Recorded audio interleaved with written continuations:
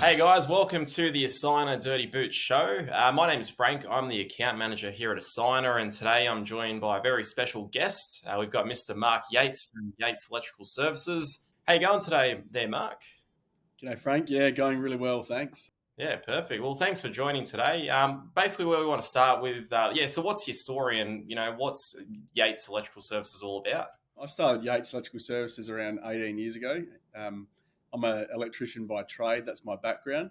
And I guess I sort of started in the high voltage sector after my apprenticeship and have sort of continued on that sort of trajectory, working on sort of utility scale substations, for clients and for networks, and quite a lot of renewable energy developments over sort of the past 18 years.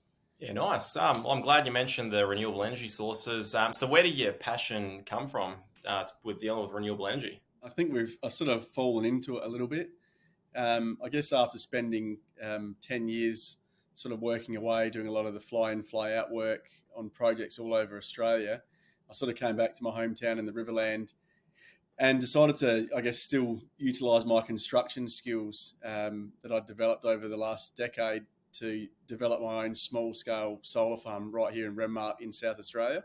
And that sort of sparked a little bit of interest locally.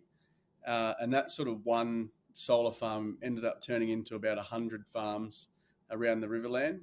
So we had sort of a whole mix of people wanting to sort of deploy these renewable assets, anywhere from sort of almond growers to citrus growers, broadacre farmers. We had some interstate investment, even some overseas investment. And I guess we've really sort of progressed, from building that initial farm, we've sort of really diversified what the business has done, over probably the last 7 years since we built our first farm end of 2016. Yeah, nice. And it's good to see that you've grown so fast as well. And just with that growth there, have you seen any particular challenges, especially in dealing with solar panels and maybe the cost of installations and weather and so on? Like, I mean, every business has its challenges. Logistics is always one. You've got moving foreign exchange rates. But I guess what we sort of did when we built our first farm was try to systemize it. So we kept the design and the components the same. So it was all about replication. And we found that there was efficiencies in the way that we built these projects out by just replicating it again and again. And ultimately, the team became more efficient each time we developed a new project. Yeah, nice. And are there any particular projects that you're most proud of? One that is probably a little bit special for me is when we had the opportunity to develop a 5 megawatt solar farm right here in Renmark. So this was sort of, on a scale factor around 25 times what we'd normally built in the past. And this wasn't, I guess, for like a net worth individual or a farmer or a landowner. This particular project was for a UK fund manager, which was basically managing funds for a couple of Australian superannuation funds. So it was really great to, firstly have the opportunity to build a project like that for a super fund, and even better to be able to do it in the hometown of Renmark. Yeah, perfect. And have you branched out of the South Australia region? Are you working in the States and so on? Yeah, absolutely. So I guess almost 3 years ago now, we sort of did a cap raise, and that's sort of where we got the introduction to the fund manager out of the UK. And, to date, we've built 5 projects for them here in South Australia. Obviously, they're interested and keen on diversity for the portfolio. So, we're currently working on some projects in New South Wales, in Armidale and Mulwala, and just had another 2 projects approved, one in Nyngan and Werris Creek, which is also in New South Wales. So, New South Wales is, definitely probably the next hotspot where we'd start to deploy some of these projects for the fund. Yeah, perfect. Well, it's really good to see that you are branching out. And are there any particular problems that you're trying to solve while diving into, into the solar farms business? When you build a solar farm, when you get to the construction piece, that's generally the easiest part of the whole project. There is a lot of moving parts, sort of pre-construction that you need to factor in. There's a lot of regulatory bodies. You're dealing with shires and councils and environmental bodies. You're dealing with networks. You got legal. Like, there's a whole range of documents and processes that you need to do to get it approved.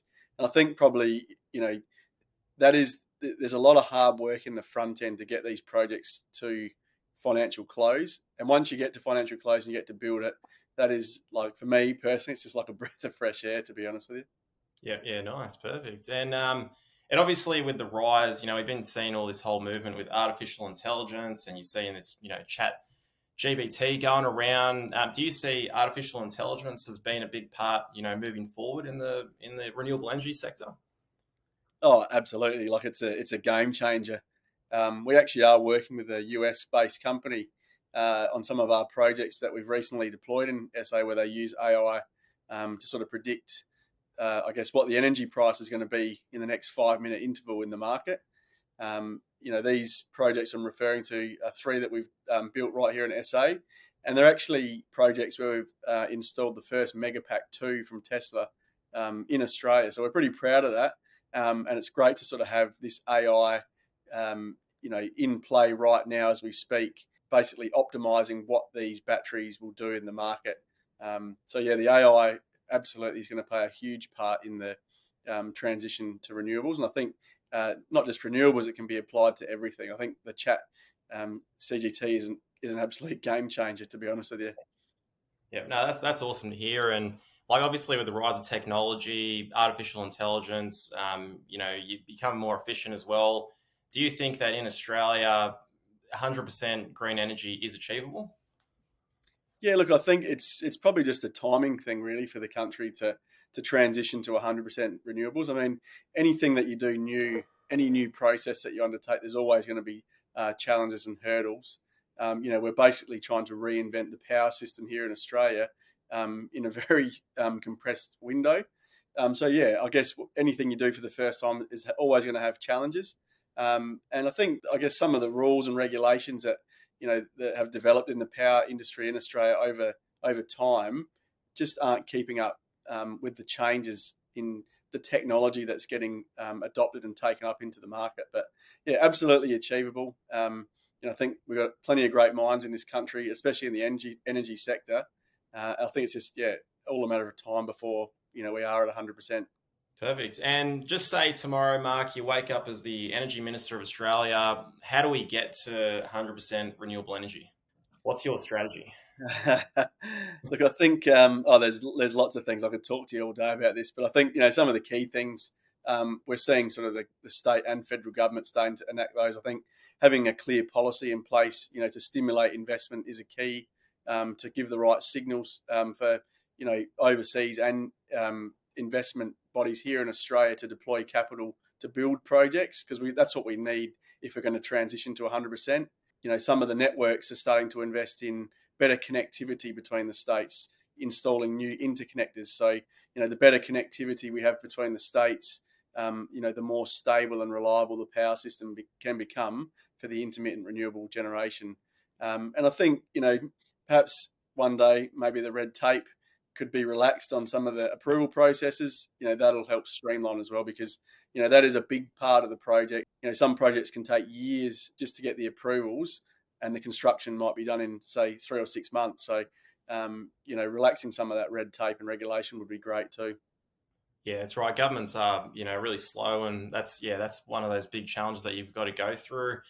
And just to finish it off today, like, are there any myths that we can bust, like that surround renewable energy, that you want to, take the time here just to formally debunk? Yeah, look, I think there's probably a bit of a misconception that renewables are driving up the price of energy here in Australia.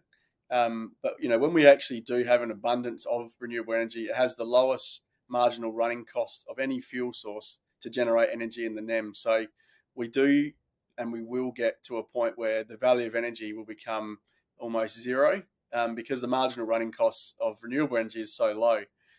We're on that journey at the moment. It is painful in the transition process that we're going through now, but we have to persist, and eventually we will get there. I think there's definitely a misconception in society that renewables are pushing up prices, but in actual fact, they are depressing prices. But I think it's just the way it's portrayed in the media, that renewables drive up the cost of energy for the end consumer. Yeah, no, that's right. The media always has their way of spinning things as well. And yeah, to finish off today, do you have any final thoughts, any final messages you want to give out to the audience? I mean, I'd love to give you guys a plug. Obviously, we've sort of been using a signer now for some time, and it's been a real game changer for our business. We didn't have any systems. I had a lot of information in my mind, and our leadership team helped me unpack that. Hence, why they wouldn't allow me to be involved in the implementation of the rollout of a signer. But it's been a really valuable system to give us visibility and helped us definitely organise resources. It really has given us a tool to scale for growth as well. So, we've been super impressed to date with the capability and the ongoing development that the team is putting into Assigner and its functionality. Well, thank you so much for that, Mark. It's really appreciate your time there today. And yeah, check out Yates Electrical Services online. We'll give you guys a plug as well. And yeah, no, thanks so much for joining. Good on you, Frank. Thanks very much. No worries. Thanks, Mark. Cheers.